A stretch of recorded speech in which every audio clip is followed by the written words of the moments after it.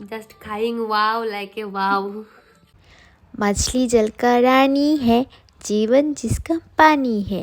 হ্যাঁ গাইজ, আজ আমি রান্না করতে চলেছি মাছেদের রানী ইলিশ মাছ, আর সাথে থাকবে বাসন্তী পোলাও। তাহলে চলুন দৌড়ে দৌড়ে চলে যাওয়া যাক মাছ বাজারে, সেখানে গিয়ে দেখা হচ্ছে। আর এই যে এইখানে আমি 108 কিমি হেঁটে দৌড়ে দৌড়ে 7 সমুদ্র পের হয়ে চলে এসেছি ইলিশ মাছ কিনতে।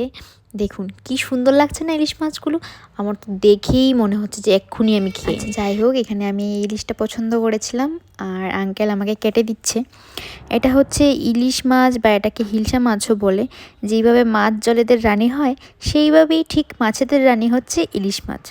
এটা বাংলাদেশের ন্যাশনাল ফিশ। ওয়ার্ল্ডের সব থেকে ইলিশ প্রোডাকশন বেশি হয় বাংলাদেশ। আর আমরা বাঙালিরা যারা আছি তাদেরকে তো এক্সট্রা করে এই মাছ আর চেনানোর কোনো প্রয়োজন নেই। আর এখানে আমার মাছ কেনা শেষ, মাছ বাজার থেকে বেরিয়ে চলে যাচ্ছি বাড়ি এসেই আমি কোনো রেস্ট নিইনি, দৌড়ে দৌড়ে চলে গেছি রান্না করতে। কারণ একটু রেস্ট করতে আমার শরীর চাইলেও মন আর পেট মানছিল না। পেট আর মন তো অন্য কথাই বলছিল যে ভাই আগে জমিয়ে খেয়ে নিই, তারপর হবে রেস্ট। তাই প্রথমেই আগে মাছগুলিকে ভালো করে ধুয়ে একটা প্লেটে রেখে দিয়েছি। আর আমি এখানে 5-6টা পেঁয়াজ, 10-12টা কাঁচা লঙ্কা, একটা গোটা রসুন নিয়েছি, আর নিয়েছি হাফ বাটি মতো শস্য। এটার একটা মিহি পেস্ট তৈরি করে নেব। আমি এখানে বাজারে যে অলরেডি আদা রসুনের পেস্ট কিনতে পাওয়া যায় সেটা ইউজ করেছি, তার জন্য কাঁচা রসুন দিইনি। আর এই যে আমার পেস্ট তৈরি, এটা দেখতে এমন হয়েছে। আমি একটু জল বেশি দিয়ে দিয়েছিলাম, এটা একটু থকথকে হওয়ার কথা ছিল। আচ্ছা যাই হোক, চাপ নেই। এবার আমি মাছের টুকরোগুলির মধ্যে হলুদ লবণ দিয়ে দিচ্ছি, আর দিয়ে দিব শস্য, মরিচ, পেঁয়াজের, রসুনের যে একটা পেস্ট করে রেখেছিলাম সেইটা।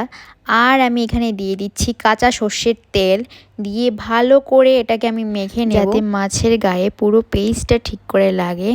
তারপর আমি এটাকে ম্যারিনেশনের জন্য 1 ঘন্টা এইভাবেই ফ্রিজে রেখে দেব। আর আজ আমি বানাতে চলেছি শস্য ইলিশ ভাপা।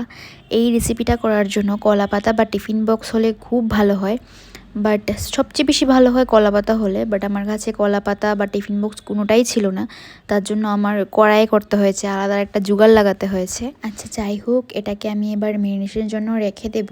রেখে দিয়ে আমি চলে এসেছি এইদিকে পোলাও বানানোর জন্য প্রথমেই আমি এইখানে নিয়েছি গোবিন্দভোগ চাল। তারপর এটাকে আমি একবার ধুয়ে নেব, হালকাভাবে ধুয়ে নেব।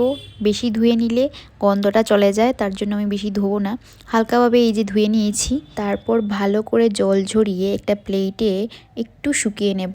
আর এই যে এইদিকে আমার ইলিশ ভাপাটা আমি বসিয়ে দিয়েছি। আর অপরদিকে আমি একটা তাড়কা কড়াইয়ের মধ্যে 2 চামচ চিনি, 1 চামচ লবণ, 1 চামচ হলুদ আর 2 চামচ গরম মশলা, আর দিয়েছি 3 চামচ পরিমাণ মতো ঘি। তারপর এটাকে হালকা গরম করে নেব যতক্ষণ না একটা ঘির সুন্দর স্মেল বেরিয়ে আসছে। অ্যান্ড দেন ধুয়ে রাখা যে গোবিন্দভোগ চাল ছিল সেটার সঙ্গে আমি এটাকে ভালোভাবে মেখে নেব। মেখে আমি এটাকে আধ ঘন্টার জন্য রেখে দেব। আর আপনারা বিশ্বাস করতে পারবেন না, এই গোবিন্দভোগ চাল, ঘিয়ের গন্ধ, ইলিশ ভাপার গন্ধ, মানে কি একটা স্বর্গসুখ ছিল তখন। আর এই যে দেখুন আমার ইলিশ মাছ ভাপাটাও হয়ে গেছে। মন তো চাইছে যে এক্ষুনি খেয়ে নিই, বাট ওয়েট গাইজ, বাসন্তী পোলাওটাও তো আছে।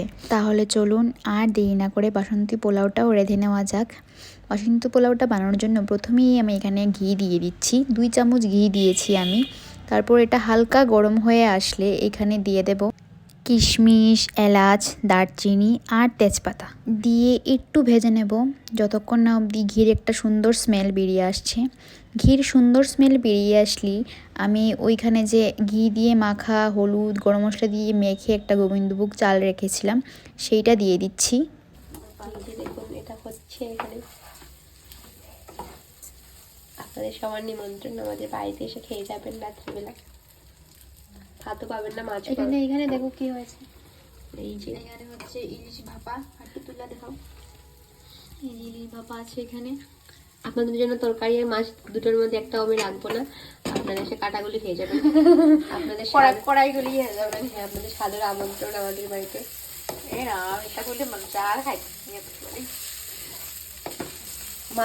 আমি খাওয়াই মুখ প্রমিস। আমার যদি 1 মিলিয়ন ভিউজ আই পড়ে, যে কোনো একটা ভিডিও যদি কোনোদিন 1 মিলিয়ন ভিউজ আই পড়ে, তাহলে আমি যারা যারা আমার কমেন্ট করে কয় যে খাওয়াও না, তুমি খাও না, তুমি তো খালি রান্না করো, একদিন তো খাওয়াইতে পারো, আমি সত্যি হইতেছি তার স্ক্রিনশট লিয়ে রাখতেছি, তারা ইনভাইট করে খাওয়ানো, যা তারা খাইতেছে খাওয়ানো। তাহলে আপনারা শুভস্য শীঘ্রম ভাইয়ের ভিডিওটাকে শেয়ার করবেন, লাইক করবেন, কমেন্ট করবেন, তাহলে আপনারা 1 মিলিয়ন ভিউজ দিয়ে দেবেন, তাহলে আমাদেরকে বানিয়ে খাওয়াবো বাড়িতে নিমন্ত্রণ করে। তারপর এখানে গোবিন্দভোগ চালটা ভাজা হয়ে আসলে যখন একটা সুন্দর স্মেল চলে আসবে তখন আমি এখানে দিয়ে দেব জল। তারপর সুন্দর করে এটাকে একটা ঢাকনা দিয়ে ঢেকে রেখে দেব।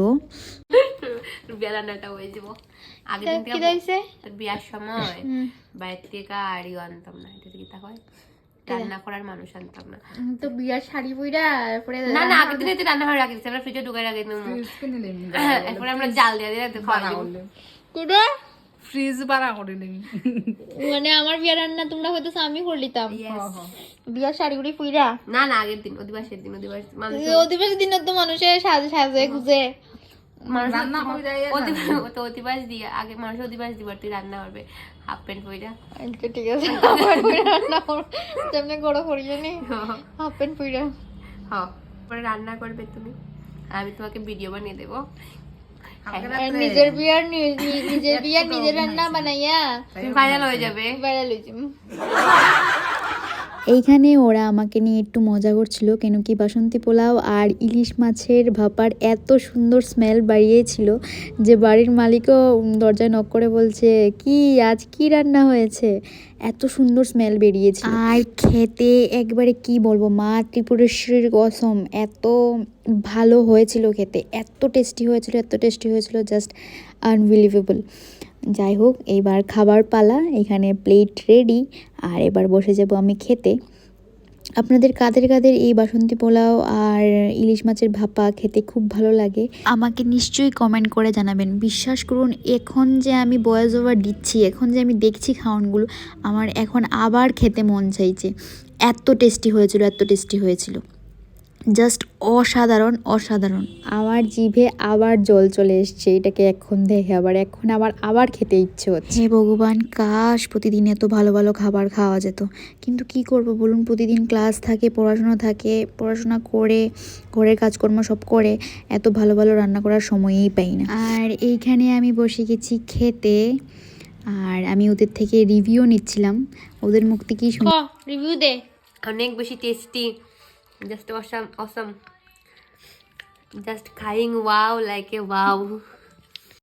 আমার রেসিপি দেখে আপনারাও যদি বাড়িতে ট্রাই করেন তাহলে আমাকে নিশ্চয়ই ইনভাইট করবেন, আমি এসে খেয়ে যাব। প্লিজ আমাকে ইনভাইট করবেন।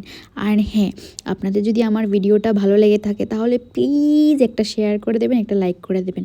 আপনাদের লাইক আমাকে অনেক ইন্সপায়ার করে আরও নতুন ভিডিও দিতে, আরও নতুন রান্না করতে, আর আমাকে অনেক বেশি কনফিডেন্স দেয়, যার জন্য আমি আরও সুন্দর রান্না করে দিতে পারি।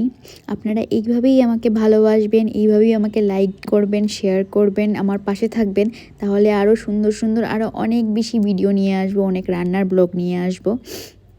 আজকের জন্য ভিডিওটা এই দূরই, টাটা। আপনারা সবাই ভালো থাকবেন, অনেক খুশি থাকবেন।